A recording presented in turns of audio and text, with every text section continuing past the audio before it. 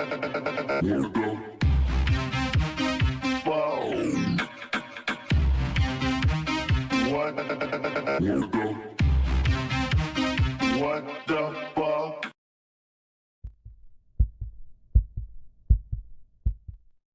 final speaker this weekend is nuclear physicist, author, and lecturer Stanton T-Friedman. He received his Bachelor's of Science and Master's of Science degrees in physics from the University of Chicago in 1955 and 1956. He was employed for 14 years as a nuclear physicist by such companies as GE, GM, Westinghouse, TRW Systems, Aerojet General Nucleonics, and McDonnell Douglas Astronautics, and eventually canceled programs as nuclear aircraft fission and fusion rockets and various compact nuclear power plants for space and terrestrial applications. He became interested in UFOs in 1958, and since 1967 has lectured about flying saucers at more than 600 colleges and 100 professional groups in all 50 U.S. states, all 10 Canadian provinces, and 18 other countries. He's published more than 90 UFO papers and has appeared on hundreds of radio and television programs. 2 of his 5 phenomenal books are now optioned to be future movies.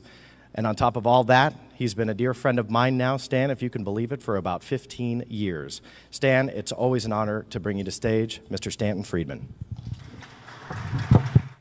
More than 15.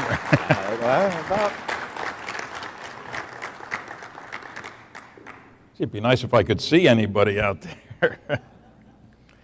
It's a privilege again to once again appear at a MUFON symposium.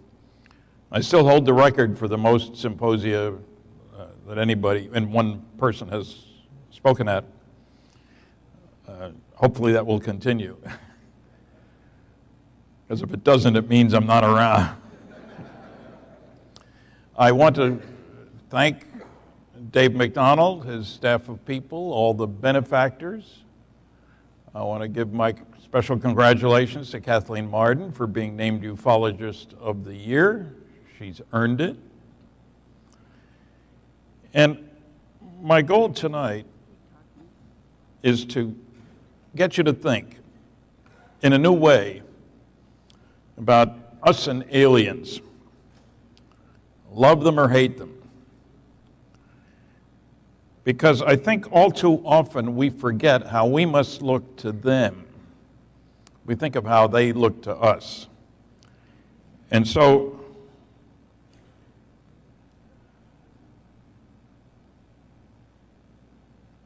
okay, how do I get it to move?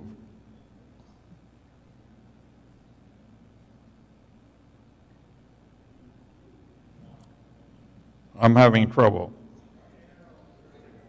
I pushed the right arrow.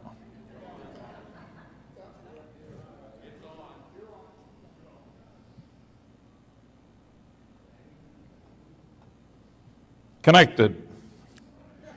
Okay, I might as well tell you where I stand, besides here in Cincinnati, where I first got interested in flying saucers. Well, it was across the river, but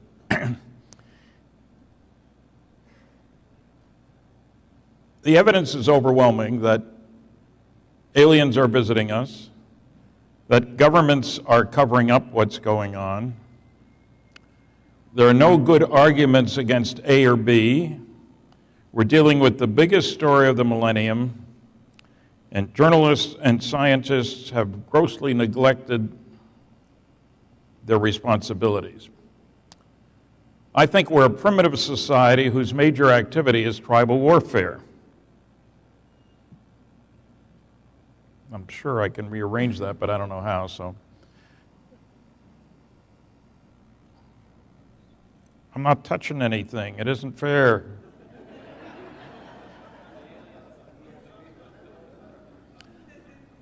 In case you haven't noticed, we spend $1 trillion a year on the military. We have discovered nuclear fusion. I think so. Don't ask me what I did wrong. I was just here. We have discovered nuclear fusion and fission and exploded 2,000 nuclear weapons. Fortunately, only 2 on people. We have learned how to use nuclear energy for propulsion, nuclear submarines and carriers. That's a nuclear submarine. World War II, a submarine could stay underwater for 24 hours, and it had to come to the surface. Now they can go around the planet underwater, can stay hidden, can retaliate if anybody bombs the country. It's a whole new ballgame. I love the name on that carrier. I don't know why anybody put it there, but the title. It may shock you to realize that we have built nuclear-powered aircraft carriers that can operate for 18 years without refueling. The first chain reaction was 1942. The first submarine was 1956. And of course, along the way, we decided we need to use nuclear energy for other things, not only water propulsion, but nuclear fission rockets. Now, the reactor sitting up there, the diameter is under 8 feet. The power level of its bigger brother, the Phoebus 2B, is 4,400 megawatts. That's twice the power of Hoover Dam. This operated successfully back in the 60s. I thought back then we'd have a base on the moon, we'd have gone to Mars. Some people think we have. I don't think we have yet. And we get into the technology questions where you got all kinds of people saying about flying saucer, it's impossible, you can't get here from there, and if you could get here, you couldn't move that way, so don't believe those crazy people. Well, they're missing the point. As Kathleen and I said in our book, Science Was Wrong, we have 14 chapters, each one based on a statement from a very important, very well-educated person saying it's impossible, and being proven wrong by events. I must be touching the wrong things here. These are the only equations you'll see, and don't worry about them, but I want to impress you with something. Nuclear fusion. Now, any place in the known universe, every advanced civilization is going to figure out that that's what powers the stars. Not just the sun, not just the stars in our galaxy, but throughout the universe. Nuclear fusion.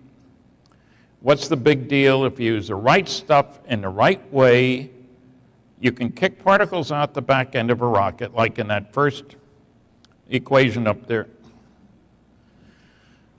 Doing something wrong. With 18.3 MeV, very scientific term, million electron volts. And you say, so what? Normal chemical reactions involve 1 to 10 electron volts.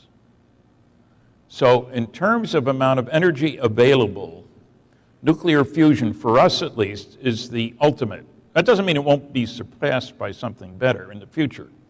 Technological progress comes from doing things differently in an unpredictable way. But the point is that here we are in 2012. We've joined the other advanced, in quotation marks, planets in the universe because we know about nuclear fusion. What's important about that is not that we can build better bombs, which is certainly true, but that it puts the stars within reach. And it is my firm belief that aliens don't want us out there because we are such a primitive society.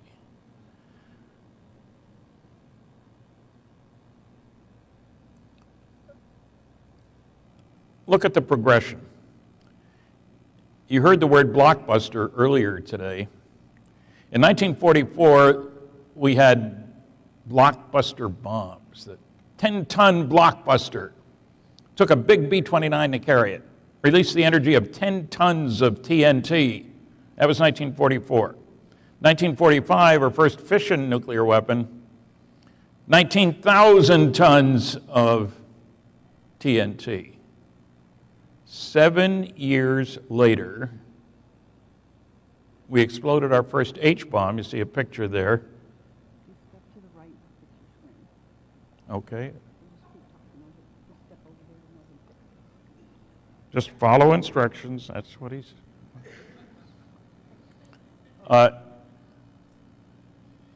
in 52, first H-bomb, 10 million tons of TNT. Think about that for a minute. And in addition, the Russians in a few years operated a much bigger one, 57 million tons of TNT in one bomb. 10 tons make a mess. 57 million tons is hell. So if you wonder why would anybody come to this unimportant planet out in the boonies, it's because we have shown signs of being able to get out there and take our brand of friendship, which is not, hello, how you doing? It's who can we kill next? That's a sad commentary. But if I were an alien, I certainly wouldn't want us out there. I don't think they do either. And there were 3 signs at the end of World War II that soon we would be going out. Soon meaning less than 100 years, which is nothing on a cosmic timescale. The 3 signs were nuclear weapons. Remembering now, we have exploded 2,000 of them. Powerful rockets. I can mess it up again, huh? We've exploded 2,000 nuclear weapons. We like to play with those things. Only 2 of them on people, fortunately.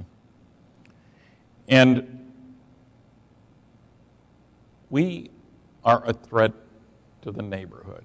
We destroyed 60 million of our own kind, killed that many people in World War II. 60 million. We destroyed 1,700 cities. We will this year spend $1 trillion on things military, while 20,000 children die every single day of preventable disease or starvation. Now, if you were an alien, what would you say about these guys here?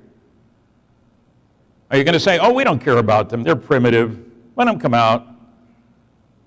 No advanced civilization is going to say, let the idiots come out. So, I think, love them or hate them, respect them. We are lucky. They haven't destroyed us yet.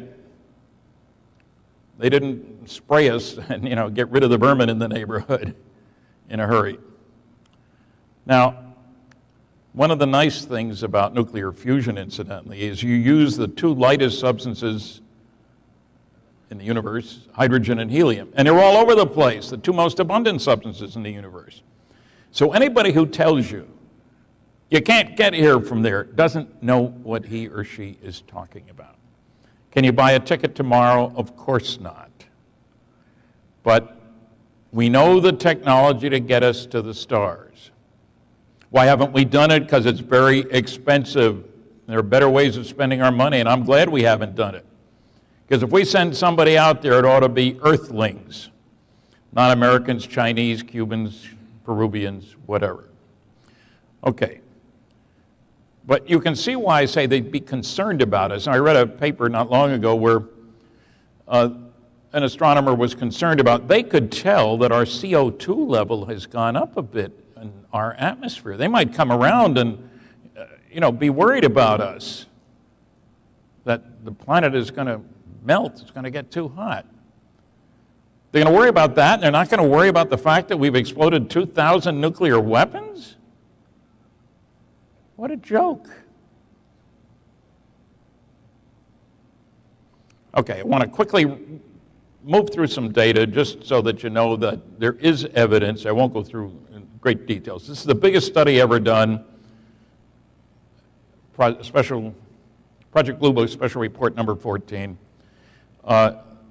The Secretary of the Air Force lied to us about it. It was done way back in 1955. The press bought it hook, line, and sinker. They quoted the Secretary of the Air Force saying, On the basis of this report, we believe no objects such as those popularly described as flying saucers have overflown the United States. Even the unknown 3% could have been identified as conventional phenomena or illusions if more complete observational data had been available. That's what he said. He lied. I don't mean cheated a little bit. He lied. Here's the categories. You'll notice the unknowns, 21.5%. That's a long way from 3 when I learned arithmetic. You notice the next to the last category, insufficient information. He said if we had more data, we could explain everything. There was a separate category, insufficient information. And yet nonsense like that has been stated over and over and over again by the nasty, noisy negativists. We should not let them get away with such nonsense. There's the quote. Got it pretty much right. Here's what my University of Chicago classmate, Carl Sagan, said. More of the same. The reliable cases are uninteresting, and the interesting cases are unreliable. Unfortunately, there are no cases that are both reliable and interesting. Sounds good.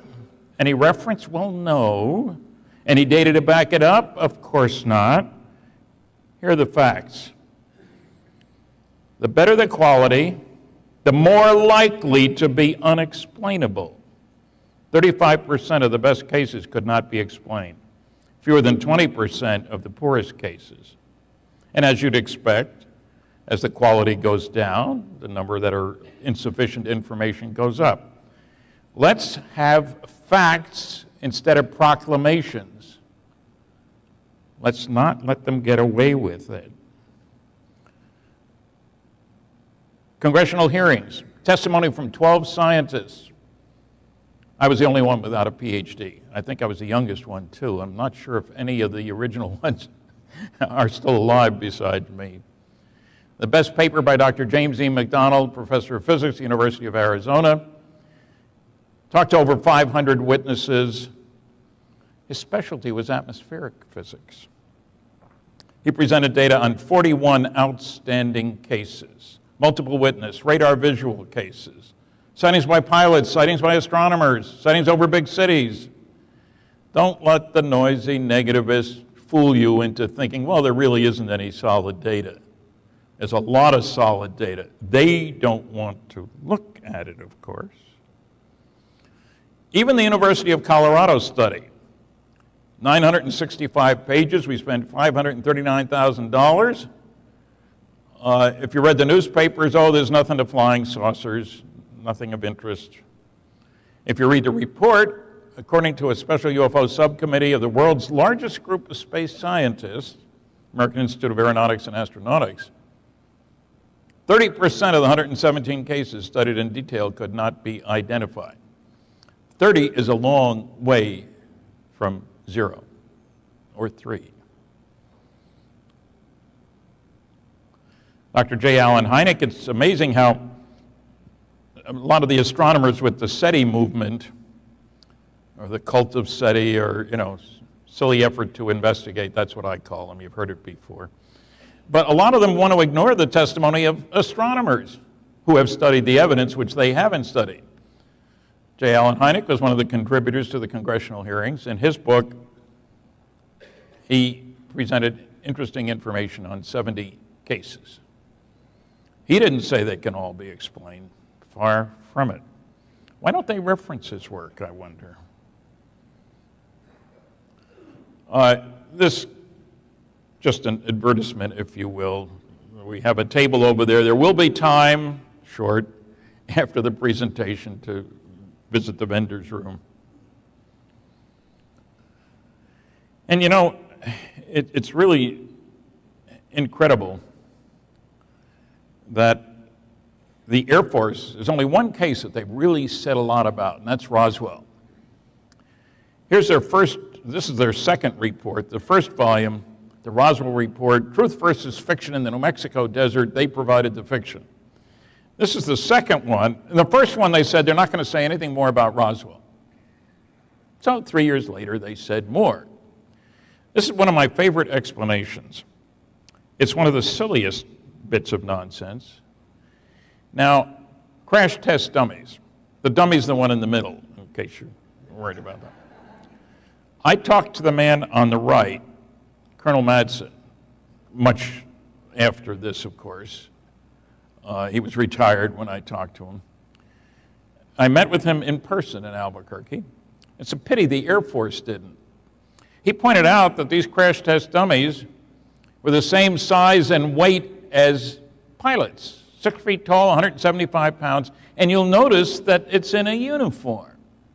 That's not for show. If a pilot is going to get out of a high-powered jet at 40,000 feet, he's going to be in a uniform. And that affects the rate of fall, the drag, the heating, and everything else.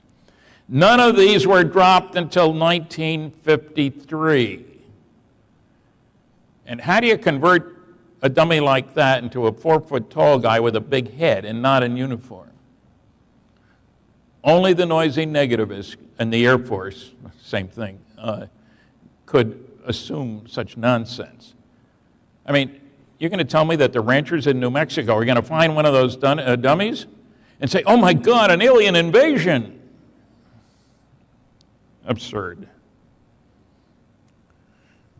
Now here's where you get to the crux of the matter for some people. Notice that statement. Whoops. How do I do that?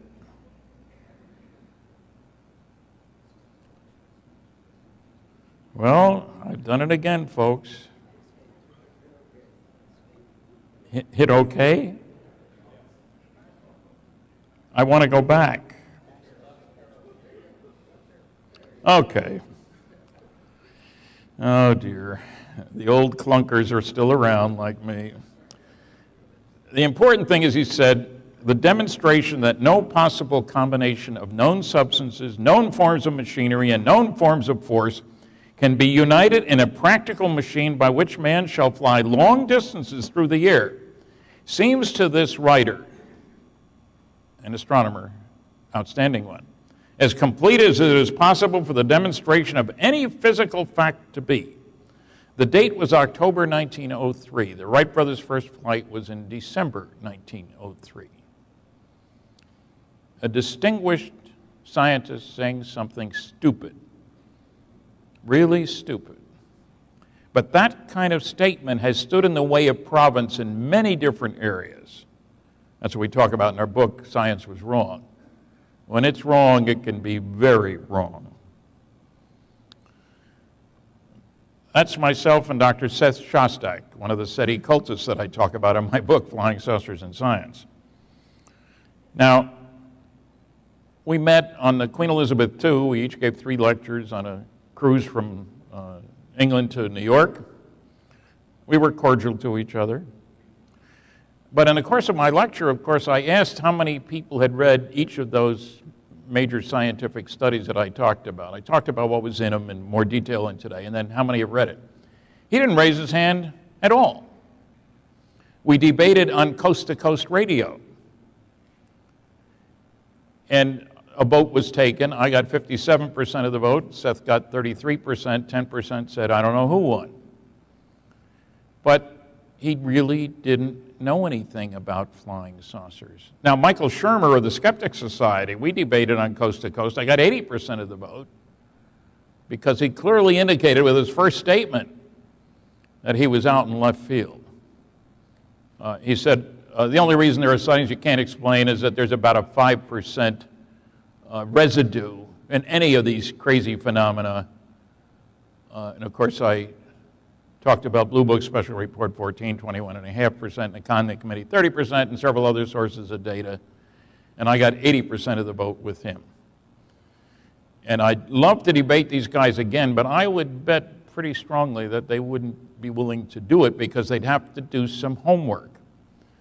And the SETI claim is that there is no evidence for UFOs.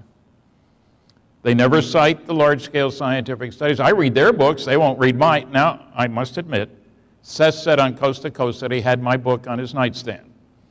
He didn't say he'd read it. On the nightstand. Very convenient. And I sent it to him with his permission. This was not, out of the blue. A good movie, incidentally, by James Fox. Now, it is interesting to consider what history will think about these guys in the future. A cult movement based on crazy assumptions and ignoring the relevant data. Why would anybody in his right mind out there send us a radio message? They're going to ask for an appointment for lunch? Why would they use technology appropriate to us? Our first long-distance radio call was in 1901, Marconi. Does he really think they're stuck at that level? Now, I talk about the Betty and Barney Hill case. You heard a lecture from Kathy about that, and other abduction cases.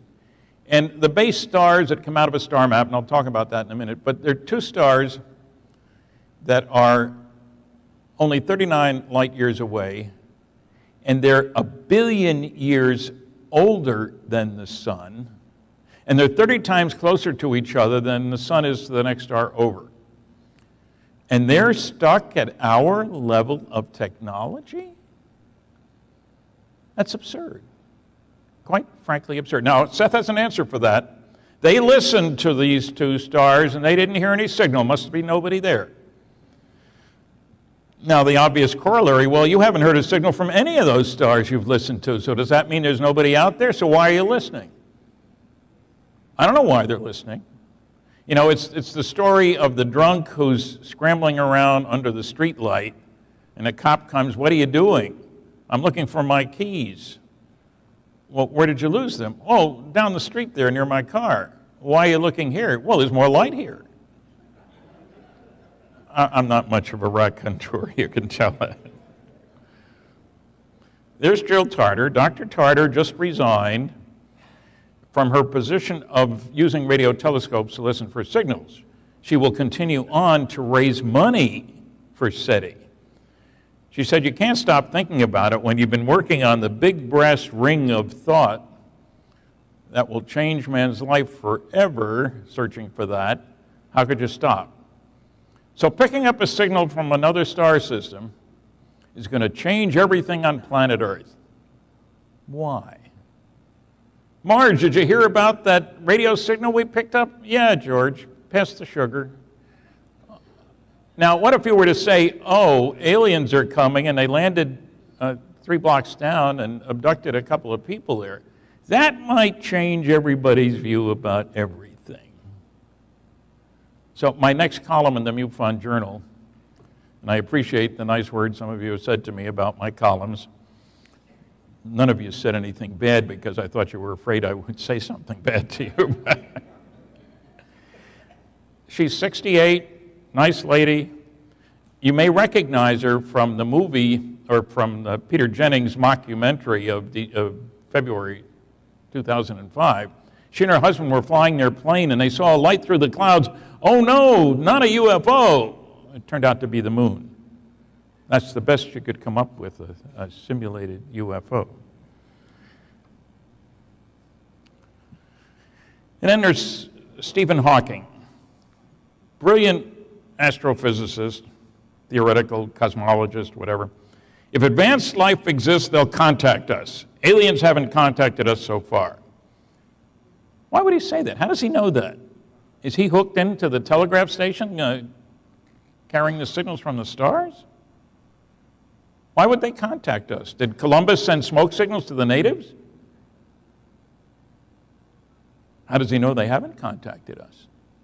Well, surely if there are aliens, they would talk to the SETI people, right? Hardly.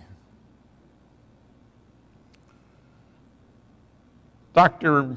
Woolley, the British Astronomer Royal at the time, and he was quoted in Time magazine about space travel. "It's utter bilge. I don't think anybody will ever put up enough money to do such a thing. What good would it do us? If we spent the same amount of money on preparing first-class astronomical equipment, we would learn much more about the universe. It's all rather rot. That was 1 year before Sputnik went up. And what field of science has benefited the most from the space program? Astronomy. The Hubble and all the other stuff out there.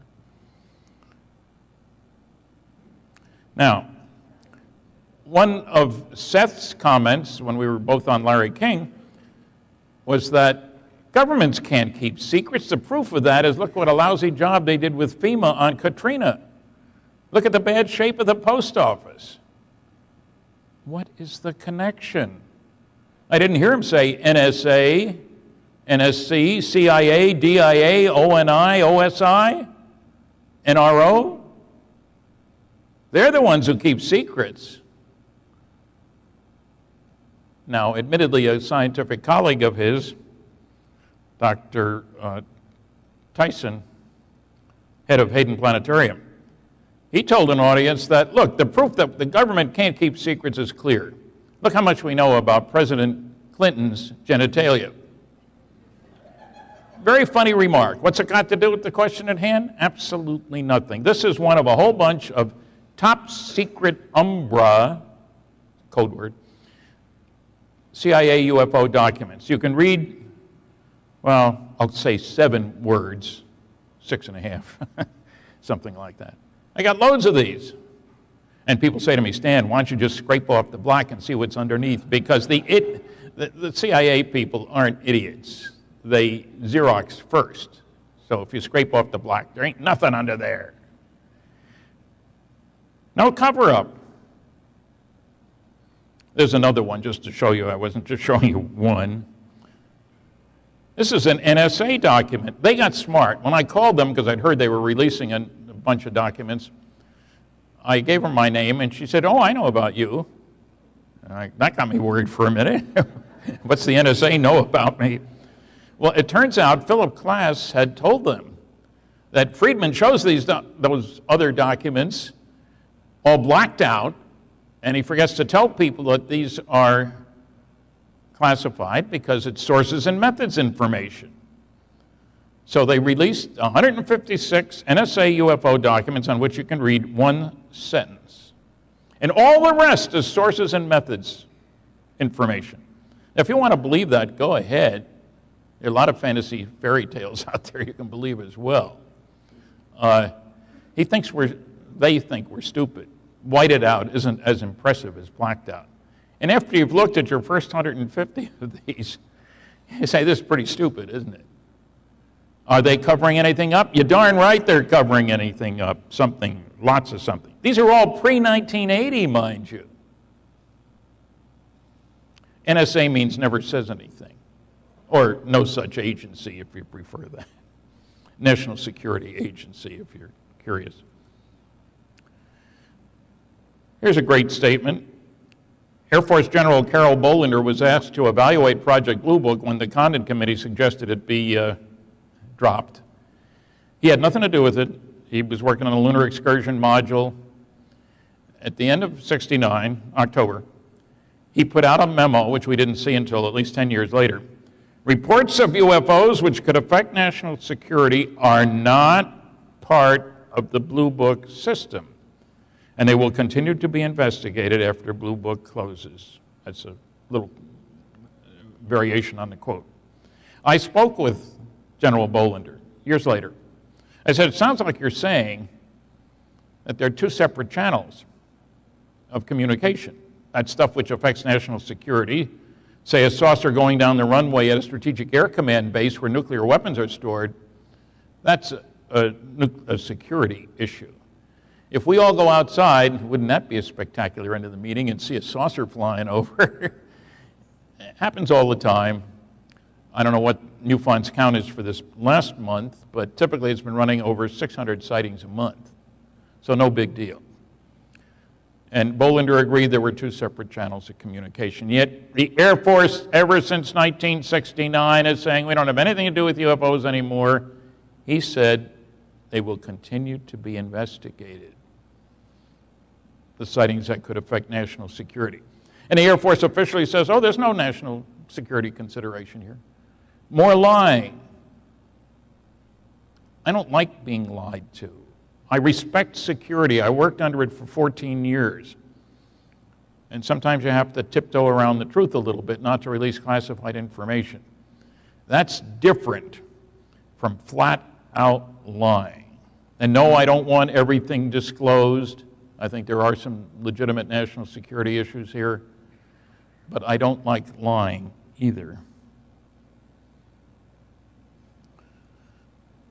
This has a chapter on going into how to get to the stars, on the large-scale scientific sources, on the cult of SETI, on the reasons why aliens would come here. It's not just because we're bad guys.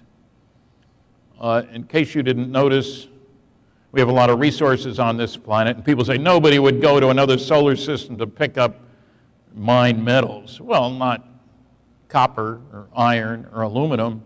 How about gold? Was it $1,600 an ounce? How about rare earths?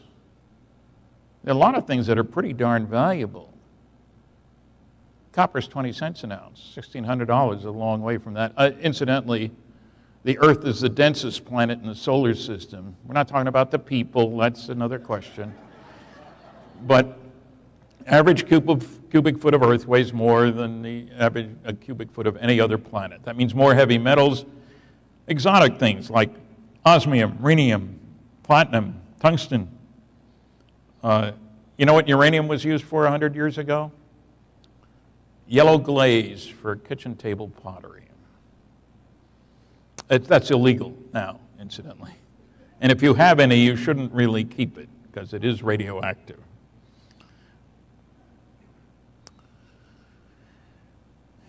Top secret magic.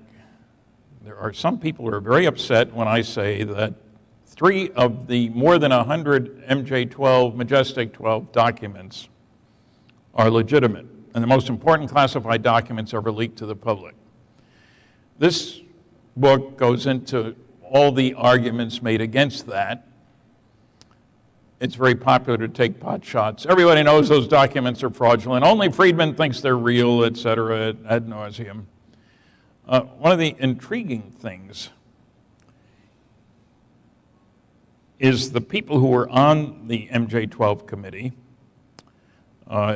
which is one of the things that bothers the disbelievers. Well, before we get to that, you'll recognize Philip Klass, one of the noisiest negativists of them all, the late Philip Klass. One of those MJ-12 documents, he sent a rather snide letter to me saying, perhaps you didn't notice that the typeface was the large pica type. But I have 9 National Security Council documents, NSC is mentioned, and they're all done in the small elite type. I challenge you to find any other genuine documents, meaning he gave a whole bunch of criteria, got to be signed and so forth. And I will pay you $100 each, up to a maximum of 10 for 10. He had never been to the Eisenhower Library. He'd gotten his stuff by mail. I sent him 20 from my files done in pica type. I've spent a lot of time at the Eisenhower Library. I knew he would reject most of them. He accepted 2. And I think he thought he had me, because he told everybody about challenging me. Well, I was going to the Eisenhower Library, and I picked up 14 that met all his criteria, done in the same size and style type. And I sent him copies in an invoice for $1,000, and he paid me. There's the proof of it right in front of you. And then he got mad. His father was a lawyer. He threatened to sue me for printing that check. I said, Phil, you sent me a check. I Xeroxed it. I took the check to the bank. They cashed it. I can do whatever I darn please with that Xerox. He didn't say anything more. But it's typical of the intellectual bankruptcy of the pseudoscience of anti-ufology. I like the way that sounds. The Eisenhower Library alone has 250,000 pages of National Security Council material. 250,000.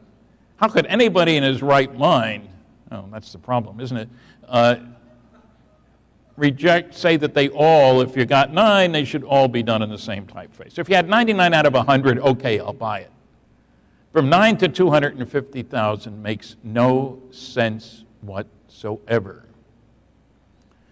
And I mention it only because we need to know the feebleness of the arguments of the nasty, noisy negativists. We can't sit back and let them get away with nonsense, which is what they try to do. Operation Majestic 12 was real, and there aren't any good anti-arguments, as I point out in that book.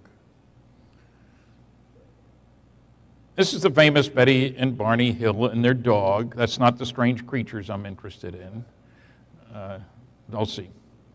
And the reason for showing you this is the star map that Betty described as being seen on board the craft. And when it was published in The Interrupted Journey back in the mid-'60s by John Fuller, best-selling book all over the place, there it sits, and how do you make sense out of it? What does it mean? We got no names. These were the base stars, heavy trade routes, light trade routes, occasional expeditions. We'll never know. Well, a brilliant woman named Marjorie Fish did something nobody else had ever done. She built a total of like 27 different three-dimensional models like the one you see here. Those are beads, colored beads hung on fish line.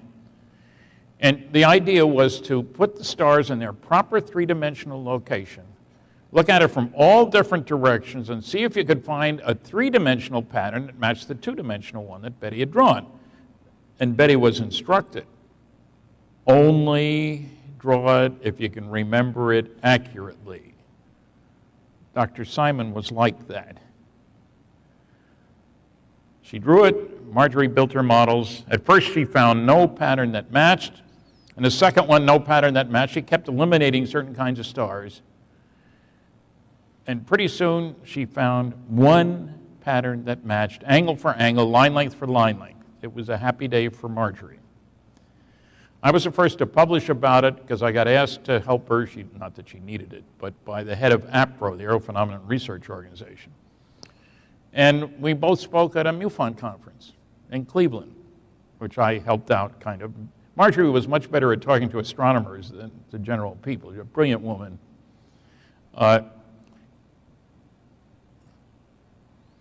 And the identity of those base stars, as I mentioned before, Zeta 1 and Zeta 2 reticuli, that's the constellation of Reticulum, the net. And they're just 39 light years away. And I get irked when I hear people say, look how much energy it would take to get to the next galaxy. I don't care about the next galaxy. Andromeda's 2 million light years away. Zeta Reticuli is 39 light years away. I wonder what my wife would say if she says, we need some bread for dinner. Oh, okay, I'll be back next week. I'm going to that great bakery down in Sydney, Australia. Wonderful bread. The superstore is 1.5 miles away. We need it for dinner tonight. So why would you worry about another galaxy? There's almost 2,000 stars within 55 light years of here. People think they would ignore us? We've given them plenty of reason to pay attention to us. In the story, and don't be fooled by the fact that my name is first. I complained to the publisher when he showed me the mock-up of the cover. I said, this is Kathy's book. He said, Stan, you're better known. It will sell more this way. Now, what do you say when the publisher says that? Oh, I don't care about how many it sells. No. So I'm not taking credit for her work. She did the great majority of the work. There's Kathy. She's in the front row. She didn't bring along her little friend. Did you try to pick up that trophy? It's heavy. And there are cute sneakers that he's wearing, too. Then there's Roswell. And I've heard more nonsense. I'm the original civilian investigator of the Roswell incident, starting way back in the 70s. And I've heard an awful lot of nonsense about Roswell. It's everybody's favorite target. if they want to get publicity. Annie Jacobson wrote a book about Area 51, in which for some crazy reason she threw in the notion. It's really a very creative solution. Joseph Mengele, Dr. Death, working for Joseph Stalin, came up with some strange creatures, genetically deformed and so forth. And the idea was to put them in a German Horton Brothers flying wing and have it crash in the United States, and there would be a repeat of the War of the Worlds panic. There's a little problem with that. The War of the Worlds broadcast was portrayed as a live news broadcast about something happening in New Jersey, the most densely populated of all the states. And if you believed the broadcast, the Martians were here destroying buildings and people. You had a right to panic. What could we do against the Martians in 1938? Now, I was living in New Jersey at the time, but I can't say that I listened to the show. I didn't. How do you compare that with dumping a German vehicle out in the middle of nowhere? And the Brazel Ranch, where the Roswell event took place, is really in the middle of nowhere. I took a bunch of Japanese journalists out there one time from the museum in Roswell. We went 54 miles without seeing another person or another vehicle. You can't do that in Japan. They were kind of shook up by how isolated things were. That explanation doesn't work. Somebody else said they had deformed Japanese to do radiation shielding experiments. They were hung in a fugal balloon with Horton Brothers technology. And again, no evidence for that either. Let me see, there are several other crazy explanations, but enough said. The evidence is overwhelming, and read Don Schmidt's book with Tom Carey, Witness to Roswell. That's one of the two books that are optioned to make a movie, Magic Men, about MJ-12 and Roswell and the ups and downs of research. And as Don will tell you, there are a lot of ups and downs. We will talk about some of the crazy explanation, I hope, in the movie anyway. I can't tell you when it's going to be out. Bryce Zabel and Donnie Most, they've written a screenplay. They're up to version number 4, I guess. Now all they need, just in case there's anybody interesting, is money enough to make the film. A few $1 million would probably get them started anyway, and then get other investors. What I'm hoping is it gets made before I die. You know, the other movie they're working on, incidentally, is Betty and Barney, a movie of the captured book. So I might have the honor of having 2 of my books with my name on it being made into movies. I insist that Richard Dreyfuss play me in Magic Men. Somebody says he's too handsome. Well, we'll forget that. But Roswell was an important event, and it's important to realize, you can see from the map, there's Roswell over here. There's the White Sands Missile Range, largest military base in the United States. You got to have a big base if you're firing missiles around. You really don't want to land them on people, or cows even. Incidentally, if you want to see Trinity Site, which is right over there where man's first atomic bomb was exploded, come with me on a tour in October. We're going to see Trinity Site. It's only open 2 days a year. We'll see Roswell, we'll see Los Alamos, we'll see a whole bunch of interesting and exciting museums and White Sands Missile Range and so forth. In case you don't know it, there aren't many people in New Mexico. So you won't be bothered by huge crowds. Even in Roswell during festival, there were a few thousand people there. Crash at Corona, book about Roswell with Don Berliner. It's one of the early books, but it gives you the feel for how things came into be that we got into investigating it and so forth. And it hopefully puts to rest the crazy notion that people have said to me, Stan, why did all those people come running to you to tell you about Roswell? The answer is they didn't. I had to go looking for them. I wish those people would pay my phone bill. Bill Moore and I, in a year and a half, found 62 people before the internet. A lot of work.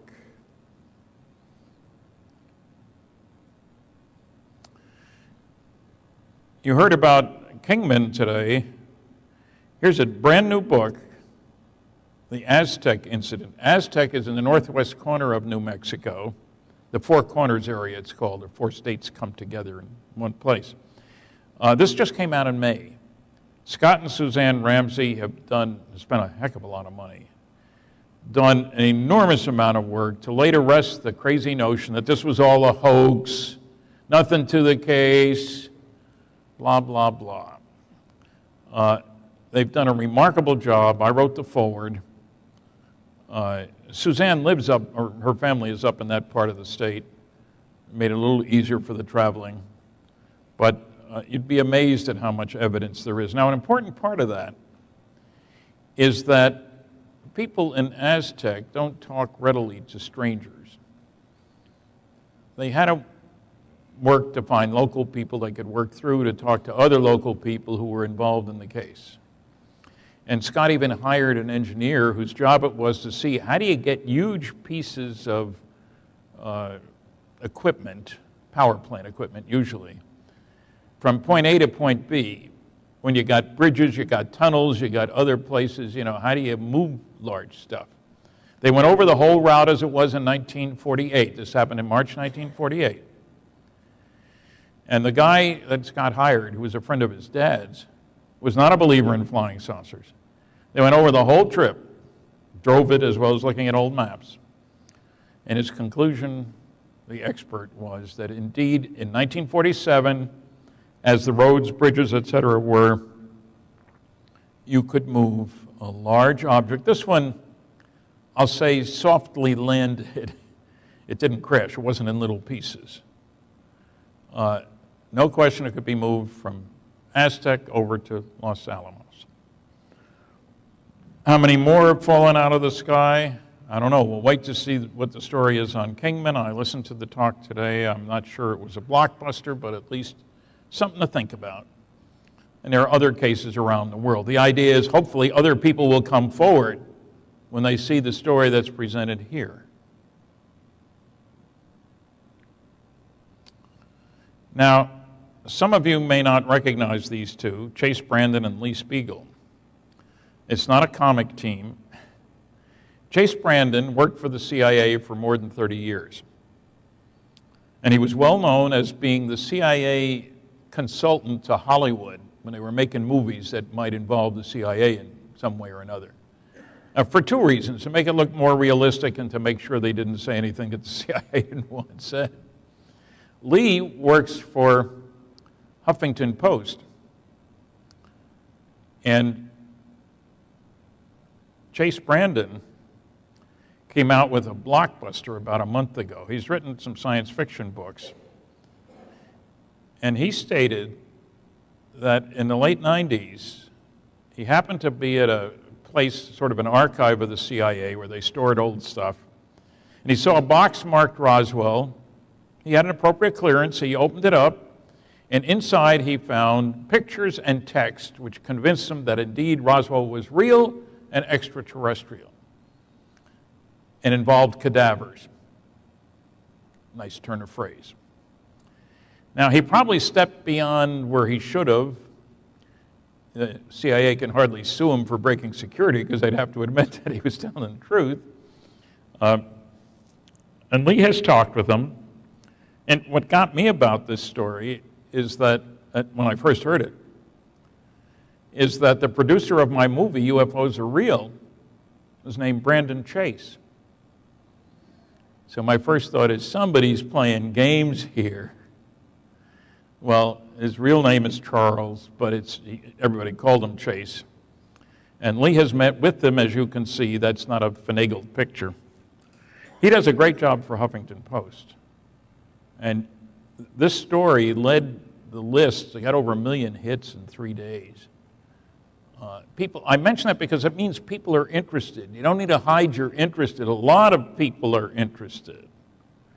So this story, we probably haven't heard the end of the story. Of course, there were people who said, Oh, he probably never worked for the CIA. Well, I've talked to grad students in England looking at Hollywood and the intelligence community, and who have known about his involvement with Hollywood productions for years.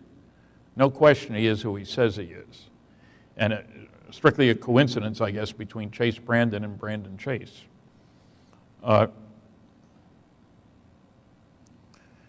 Science was wrong. It's not just a plug. It's very important for all of us to realize that often pronouncements from on high are wrong because they're made by people who don't want to admit that they don't know all there is to know.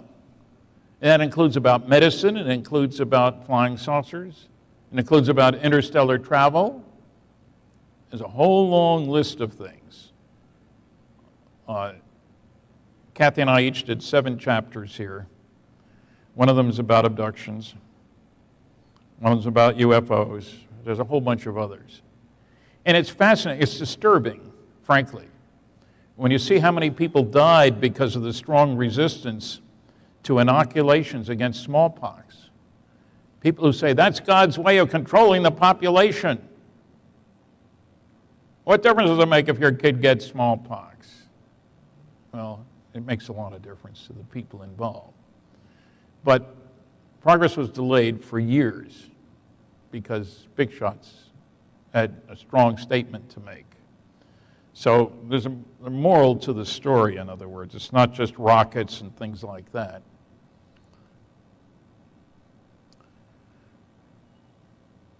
This is a bunch of books for you to read. Now, I'll admit, I hate to admit this, but I get people saying, well, Stan, I don't read many books anymore. You got any DVDs? I think they're hoping I'll say no and they can go away. Yeah, there's several different DVDs out there. If you want to watch instead of read, go ahead. But let's face it, you can read a lot more words in an hour than you can listen to. So if you want a lot of information, reading books is a good idea. And you can underline them too. I guess some people don't like that idea, but I mark up my books, the ones I own, not library books, please. And yes, I still go to libraries. And if there's any newspaper men out there, I bet you'd increase your circulation if you'd start carrying serious stories about flying saucers instead of the stuff you've been carrying.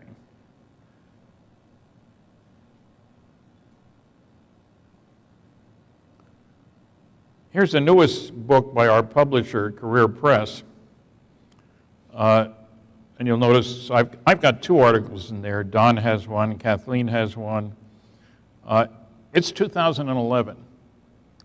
So it's a wide variety of topics, but intriguing reading. I like exposed, uncovered, and declassified. It sounds sharp. We have a few copies out there. Now, here's a controversial book by John Alexander, who's had a lot of clearances at the International UFO Conference, not this past year, but the year before. We had a little debate, moderated by a lawyer who did most of the talking. It was hard for me to get hard to believe, it was hard for me to get a word in edgewise, because I disagree with John about a number of things. He thinks there is no cover-up because he asked a lot of people around Washington to tell him where this truly secret work is going on. Nobody could answer the question, so he figured there isn't any. I asked him a question he's never answered. How many times did you tell classified information to people without a need to know and an appropriate clearance? He didn't have such a clearance. Why would he expect anybody to tell him anything? So he and I disagree about the book, and I certainly disagree with what he says about MJ-12 because I pointed out the error of the things he said. Here's a book by Leslie Kean. She's done an excellent job.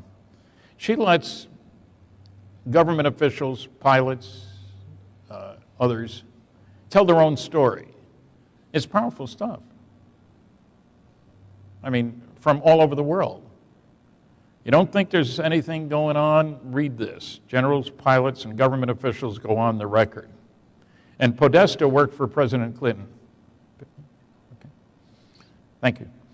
So I recommend the book. I'm not selling it.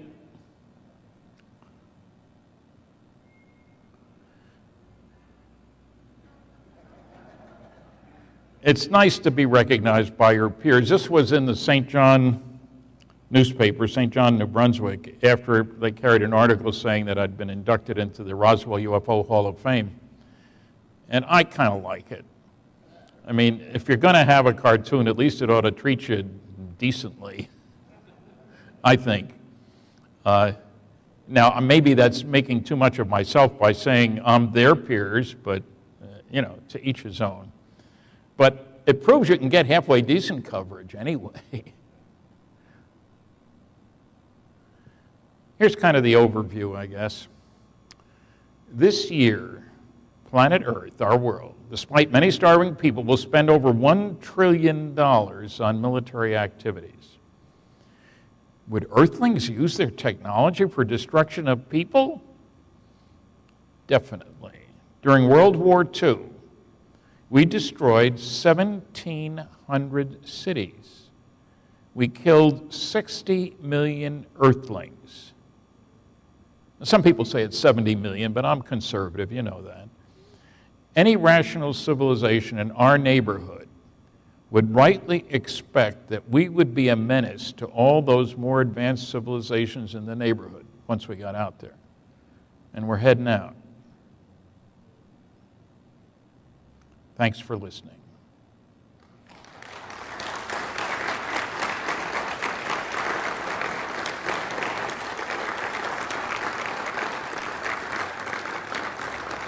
Thank you. I would like to take some questions. Can we get the lights up, John? And people come to the microphone over here. Because I usually find people have questions. Don't be shy. I don't bite. Not often, anyway.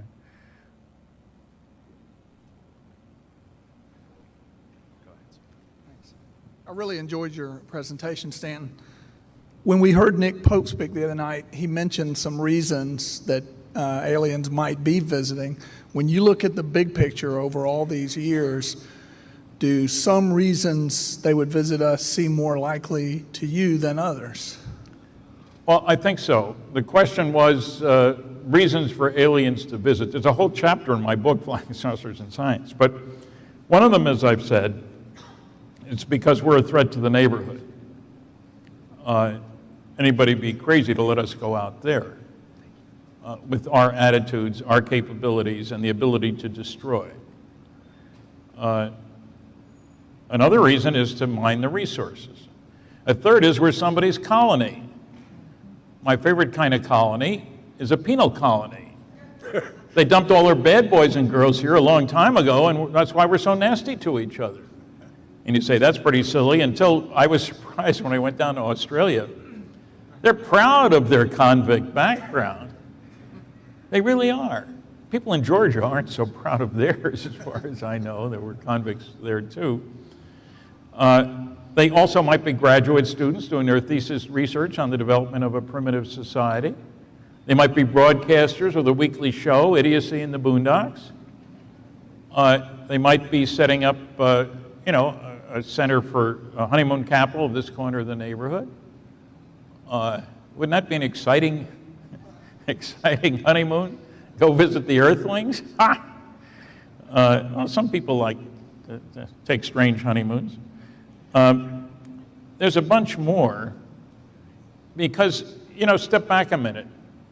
If you go to the Greater Cincinnati, Northern Kentucky airport here, how many reasons are there for people to travel? An awful lot. They're not all there for the same reason. Visit Aunt Minnie, have a secret honeymoon with a girlfriend that nobody knows about, all kinds of reasons. Thesis research. So I think there are a lot of reasons for beings to travel. But in our case, I think the primary reason is that we're a threat to the neighborhood. You got to keep tabs on the primitives. It's a little late if they show up at your doorstep with their nuclear weapons aimed at you. You got to go check them out beforehand. And all the evidence is they've been coming around here for thousands of years. You know, if you want a good book, incidentally, that gets into that sort of thing, you might try The Bible and Flying Saucers by Dr. Barry Downing. Barry is still a religious consultant to MUFON, as far as I know. He has a bachelor's in physics and a doctor of divinity. Divine physics, that's his beat. He goes through the Old and New Testament, and it looks like they've been coming here a long time. So who knows? I mean, there may be, I like to point out to people that there was a major world chess championship conducted on Iceland. So who knows what reasons they might have for coming here. Yeah. Stanton, regarding Chase Brandon, one of the most commonly voiced skeptical comments since that came out has been that if the CIA is legitimately covering up this event, they would not leave a box laying around labeled Roswell. They would rather have it labeled some innocuous label. Well, the box wasn't laying around. It was in a classified facility with lots of other boxes of artifacts. Presumably, believe it or not, the government agencies do collect clippings on things that are appropriate. I've talked to people, and that's one of the areas CIA was collecting clippings on, the Air Force too. So I don't think it was lying around. Well, perhaps not lying around, but still labeled in that manner. I mean, might have been in letters 1 inch high, you know, and he's looking around and, gee, wonder what's here. Roswell? He got curious. Look, I wasn't there. I would love to talk to him. some even speculate that they wanted him to find it if they labeled it so. This was back in the 90s. I can't believe that they were planted for somebody to go public with in 2012. So it's one of those inadvertent things, I think. And there is a real question, of course, why does he say something now? He's known about it since the late 90s. True. He's pushing his science fiction book, and maybe that's why. And people have asked me, well, do you think he crossed the line? And I have to say yes. If it's a black project that they know about Roswell, then by even saying what he said, without revealing what was in the documents or the text or the pictures, he had crossed the line. So I don't have all the answers. I'd love to get to talk to him about it. Thank you. Stan, quick question, quick answer, please.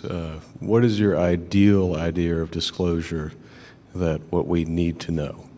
If you could. Say that again? What is your ideal idea of disclosure by the U.S. government, what we need to know versus what you don't think we need to know? You What touched is on that the earlier ideal- a little bit. John, I'm having trouble understanding the words.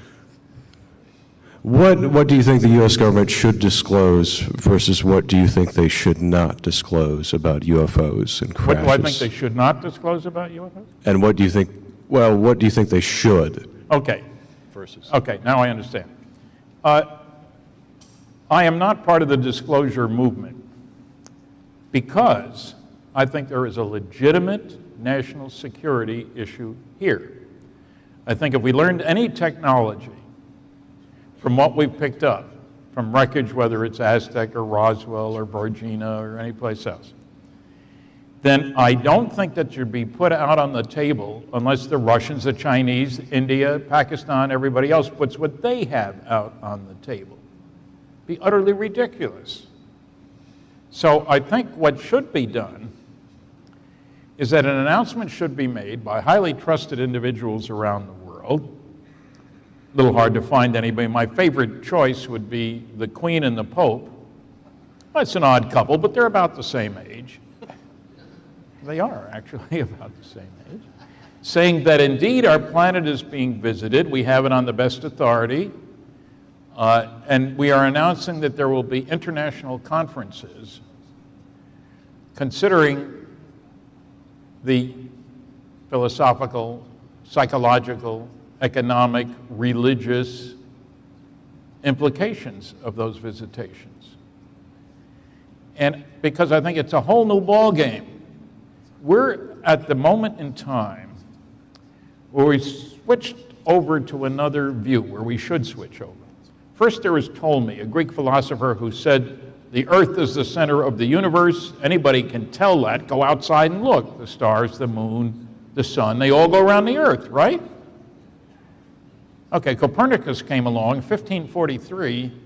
He had the gall to write a book in which he said, believe it or not, that the earth wasn't the center of the universe, the sun was.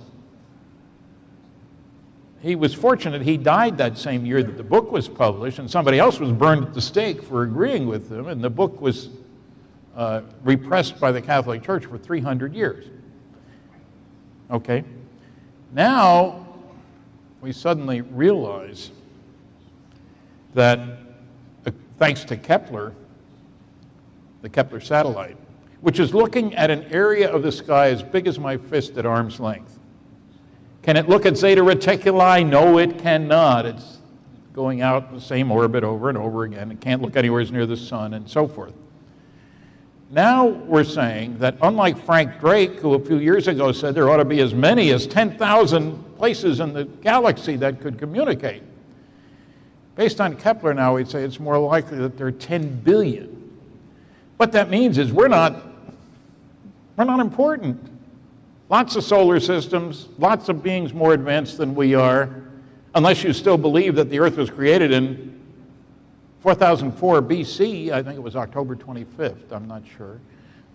Bishop Ussher came up with that. And incidentally, Pat Robertson has loudly proclaimed, we are the only intelligent life in the universe. What an insult to God that is. This is the best she can do. And he says, within the last 2 weeks, he has said, anybody who believes that there's other intelligent life out there, he said the UFO stuff is the work of the devil. Any who believes there's intelligent life out there should be publicly stoned to death. Here I am. So what I think we should be told is that aliens are visiting.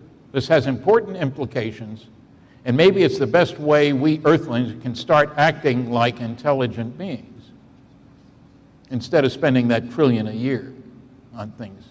I mean, I'm sure some companies would not be happy with what I just said, but I'll need a couple of bodyguards when I leave here. Yes? Yes, I'd like your opinion on something that I've been thinking about. We all like to speculate about the motives of aliens out there. It's a lot of what we've been doing here. I wonder if, in your opinion, is it possible almost to even speculate about a truly alien intentions and how they think? A truly alien what? A truly alien mind or intelligence. What about? Is it possible something so foreign, is it possible to assign a motive to that? Well, look, there may be all kinds of intelligent life out there, some of whom don't give a darn about us, and some of whom aren't in technology. And, you know, some of the SETI guys would like to think if we're going to get anybody in contact with us, it's going to be a robot, of course. I don't buy that. I think that every advanced civilization will be concerned about the need for finding a place to go if there's a supernova, if there's an asteroid hit, if you've exhausted the resources of the planet. We used to think everything just went on the way it was. What do you mean the continents move? It took 40 years to get continental drift accepted. Any 10-year-old can tell you, look at the globe and you'll see it's true. But, so I think that there may be all kinds of societies out there with all kinds of thinking. If they were nasty, I figured they'd have gotten rid of us already. So I scratched that one. If they're concerned about themselves, then I can understand why they'd be coming here. What if we were somebody's colony? What if they planted us here? Maybe they have a proprietary concern. So I think aliens will be concerned about perpetuating their own kind and their life as it is. Do you realize how rapidly the population on this planet has increased? We're reaching saturation, I think. We are not taking the measures we need to take to assure a good future for our great-grandchildren. I have a great-grandson, so I can say that. I'm not satisfied we're going in the right direction. And I don't expect aliens to come down and say, here's the recipe, folks, here's what you got to do. We wouldn't pay any attention. But I think it is appropriate to be concerned about how they would feel about us leaving to go out there. John, you think that's it? Oh, well, too bad. Thank you.